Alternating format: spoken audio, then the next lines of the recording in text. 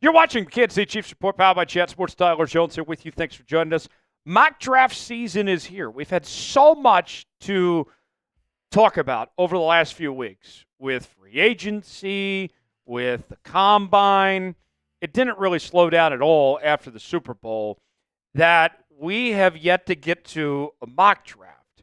So we're going to bring you Mock Draft 1.0 on today's program. We're going to go about 4 rounds, and I will make the picks and give you the scouting reports and my analysis on all the picks coming up in just a bit. Before we do, question out there for the kingdom. I want to know, who is your favorite Chiefs draft pick of all time? There's no wrong answers here. Just let me know. Spam them in the comments section of who that is, your favorite Chiefs draft pick of all time. Give me a name or 2, 3, 4, I don't care. Let me know in the chat who your favorite Chiefs draft pick is of all time, and we'll get started with today's show. So here's how this works, to give you a little inside baseball of how we've done this today, folks. I have gone to the Pro Football Focus Draft Simulator, and I have done a 4-round mock draft where I made all the picks for the Kansas City Chiefs, and PFF did all the picks for every other team in the NFL. So I'm left with how the board shakes out and make my picks that way. We're not doing any trades on this one. We'll have some mock drafts with trades later. But before we get this mock draft officially started, let's kind of set the scene for you here of where the Chiefs are looking heading into the draft. Andy Reid entering his 12th season as the Chiefs head coach, and they have some cap space after some restructuring of guys like Patrick Mahomes, Chris Jones, among others, according to overcap.com. Right now, the Chiefs have just over $27 million in cap space. Although the Chiefs are coming off a Super Bowl appearance and an AFC title, there is plenty of work to be done. Looking for help on the offensive line, need some more receivers, trying to find some edge rusher talent, also need a running back of the future. The DBs could use some help, especially at safety. Linebacker lacks some depth, and the defensive line lacks some depth as well. The Chiefs have 8 picks in total. The Chiefs' draft picks include a first-round selection at 31 overall, then a second-round pick at 63, followed by a third-round pick at 66, and then another third-round pick at 95. So in total, that's 4 picks in the first 95. And to kind of get perspective on that, you're trying as a target to have as many top 100 picks as you can, as that's the measurement of top players, 100-level players. You get 4 in that first 100, that's pretty solid. Then you get a 4th-round pick at 133, and it will be a while before the Chiefs make another selection, as they have 3 7th-round picks. A 7th-round pick at 226, and then another at 251, and then their final pick is the Mr. Irrelevant pick at 251. 2 of those 7th-round picks are compensatory draft picks that they were awarded by the NFL within the last week or so. So, without further ado, let's go ahead and jump right into the mock draft. The last 5 picks that were made, the Chargers go with Jalen Walker, the linebacker from Georgia. The Ravens going with Ole Miss defensive tackle Walter Nolan. The Lions select Toledo defensive tackle Darius Alexander. The Commanders go running back out of North Carolina, Hampton. And then Colston Loveland at the tight end spot from Michigan. He goes to the Bills at 30. So, who is still on the board for the Kansas City Chiefs at 31? You got Zabel, the offensive tackle from North Dakota State. Scourton, the edge rusher from Texas A&M. Knight Jr., the linebacker from South Carolina. We could go offensive tackle here and go with Connerly Jr. from Oregon, or we can go with Ellick, the wide receiver from Stanford. So, who did we pick? The pick is in. Dun-dun-dun-dun, dun-dun-dun-dun-dun. With the 31st overall pick in the 2025 NFL Draft, the Kansas City Chiefs select Texas A&M edge rusher Nic Scourton. And I know some of you are going to be mad at me for not going offensive line with this pick, but bear with me, folks. let's tell you more about the selection of Nic Scourton and why I selected him. Began his career at Purdue from 2022 to 2023, then spent last season at Texas A&M, where he was a first-team All-Southeastern Conference selection after being a second-team All-Big Ten selection in 2023. And the numbers that he produced throughout his career were really solid, as in 2023, he had 10 total sacks, 42 pressures, and 1 forced fumble. In 2024, he had 5 sacks with 36 pressures and 1 forced fumble, along with 37 tackles and 14 TFLs. The scouting report on Scourton: he's got good size and a thick build. He's physical at the point of attack. He's got solid block recognition. He can collapse the pocket, but he does struggle to sink his hips at times. But overall, a terrific talent. One of the reasons why I like to pick too is his name sounds similar to Scrotum. That's a joke there. But I think this would be a good fit. You need some more pass rush help, and you can never have too many pass rushers. We know there's a need there for younger guys to step up, playing alongside Chris Jones and George Karlaftis. I understand the need at the offensive line spot, but with not having guys like Kelvin Banks or Josh Simmons there, I figured that we could go with a very good pass rusher with this pick.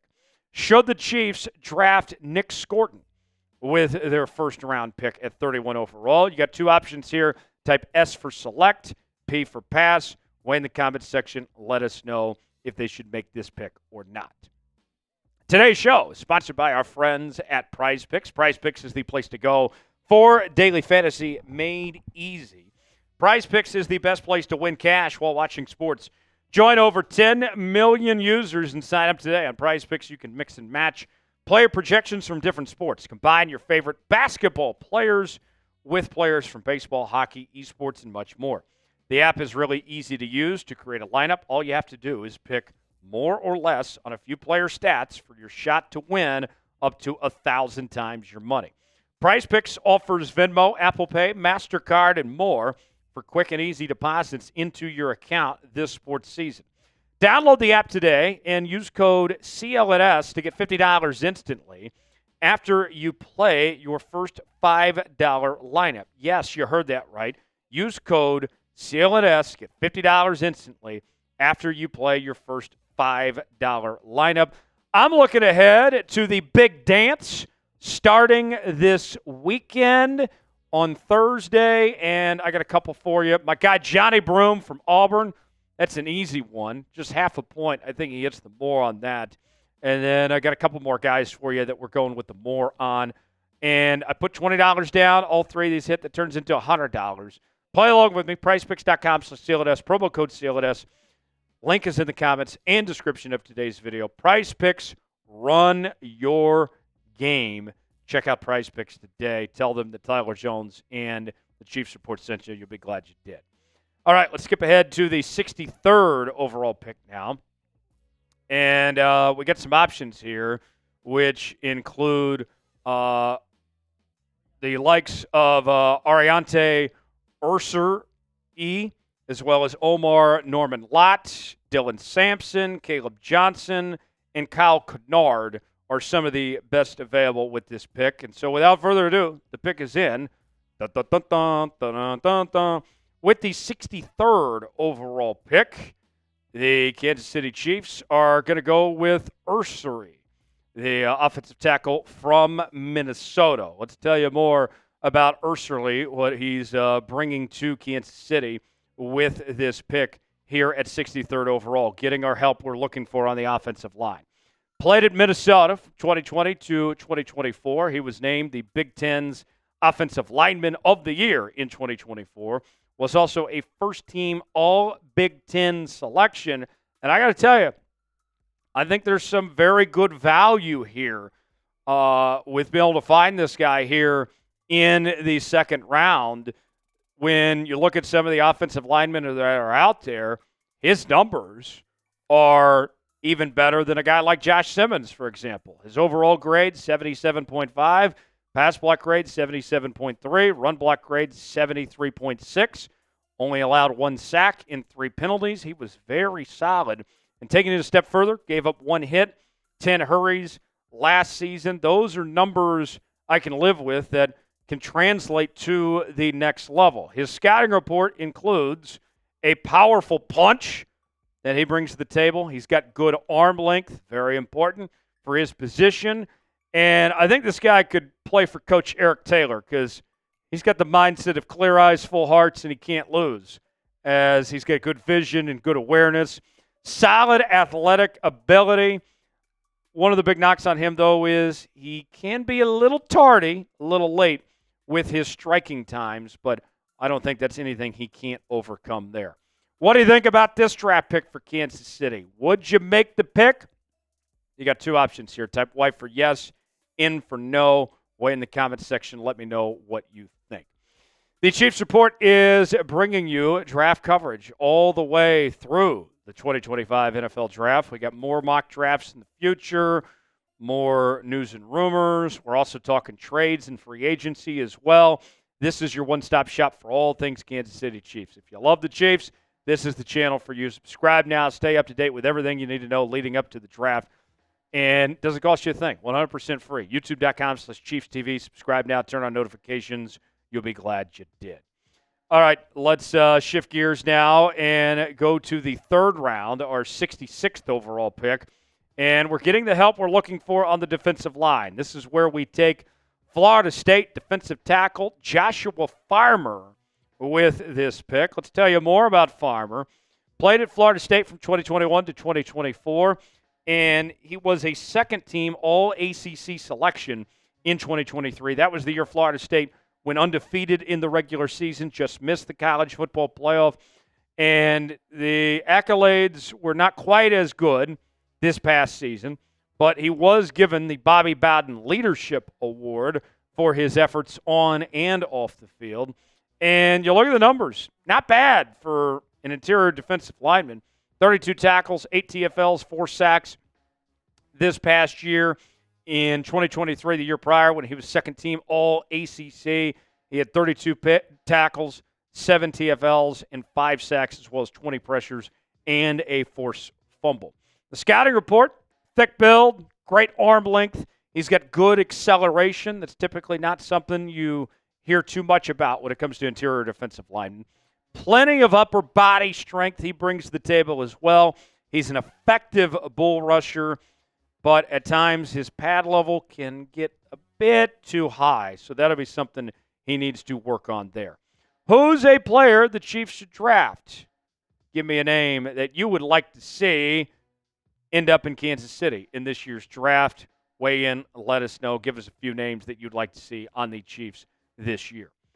We move ahead to the 95th overall pick, and the Chiefs get the help they're looking for at the receiver position. And boy, did they find a good one here in Tez Johnson from the University of Oregon. Tez Johnson, incredible story. Grew up with Bo Nix, lived in Bo Nix's house, and they took him in like he was family. He calls Bo Nix a brother to this day. They ended up playing together with the Oregon Ducks and began his career at Troy, was there for a few seasons, went to Oregon for 2 years, and was outstanding with the Ducks. A second-team All-Big Ten selection this year, also was named the MVP of the Big Ten title game where Oregon won their first ever Big Ten title. And you look at these statistics. 2023 was fantastic for him. Close to 1,200 yards, 10 touchdowns. His yards were down a little bit this year, but still managed to bring in 83 total catches for nearly 900 yards and 10 touchdowns. And he has got quite the ability when it comes to the speed that he brings to the table, and also could be an effective special teams player.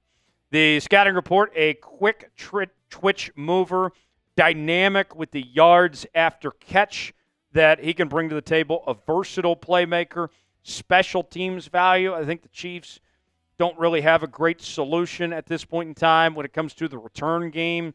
We don't know if Nico's going to make the team or not just yet, so Johnson could potentially step into that role. He does have a thin and wiry frame, though, which is a bit concerning when you think about how his body could potentially hold up at the next level. But nonetheless, I think he's a very good player and some good value there. We wrap up our mock draft in the 4th round with a running back. And I know the Chiefs have brought back Isaiah Pacheco and Kareem Hunt, and they signed Elijah Mitchell. But I think that the Chiefs are going to go with a running back in day 3 to add to their arsenal, and this is where I think they find SMU's Brashard Smith with this 133rd overall pick.